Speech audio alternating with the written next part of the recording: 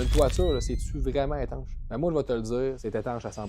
Mais il y a des coins qui sont plus à risque de couler et qui nécessitent une attention particulière. Premièrement, il y a les 3 premiers pieds de la toiture. C'est là qu'on trouve le plus de glace parce que quand le soleil plombe sur la toiture, la neige à fond, ça regèle pendant la nuit dans la gouttière, puis ça monte sur ton toit. Il va y avoir de la glace tout l'hiver. Fait que c'est important que les gars soient ultra minutieux et qu'ils laissent place à aucune entrée de glace. Après ça, on a les jonctions de toit, qu'on appelle les nous, qui sont les vallées dans le fond de la toiture. Un problème que j'ai vu souvent dans ces vallées-là, c'est que l'eau, elle coule, puis à un moment donné, elle pogne un coin de feuille, puis là, elle s'en va vers ta toiture, mais en arrière du bardeau. Ça, c'est un problème que j'ai vu souvent, mais la solution est vraiment simple au final, c'est juste de couper les coins de feuille au 45 pour s'assurer que le débit d'eau est toujours vers le bas. T'sais, après ça, évidemment, il y a les accessoires qui sortent de ta toiture, fait que les maximums ou les veines de plomberie, par exemple. C'est sûr que ça, c'est plus à risque d'infiltration d'eau. Mais quand c'est fait comme il faut, c'est-à-dire qu'une feuille qui va en dessous de l'accessoire, puis après ça, il est posé, mais peu importe qu'est-ce qui arrive, c'est l'eau qui se met à couler dessus. Il n'y a aucun risque que ça coule dans la maison. Puis après ça, il y a toujours une double étanchéité, c'est-à-dire du mono qui est par-dessus, pour éviter tout problème de glace. Fait que, il y a quand même vraiment 2 protections. Puis même que souvent, en dessous de tout ça, il y a la membrane autocollante pour s'assurer vraiment d'une étanchéité parfaite. Selon chaque type de maison, on voit toujours des sections qui sont plus à risque d'infiltration d'eau que d'autres. C'est là que c'est important de s'assurer avec le client puis de parler de comment est-ce qu'on va régler la situation pour qu'au final, la toiture dure 50 ans. Fait que si toi, tu penses que sur ta toiture, il y a le plus gros coin qui donnerait le plus gros défi à un couvreur, ben envoie-moi là un message privé puis je vais te dire exactement comment on va procéder pour le mettre 100%.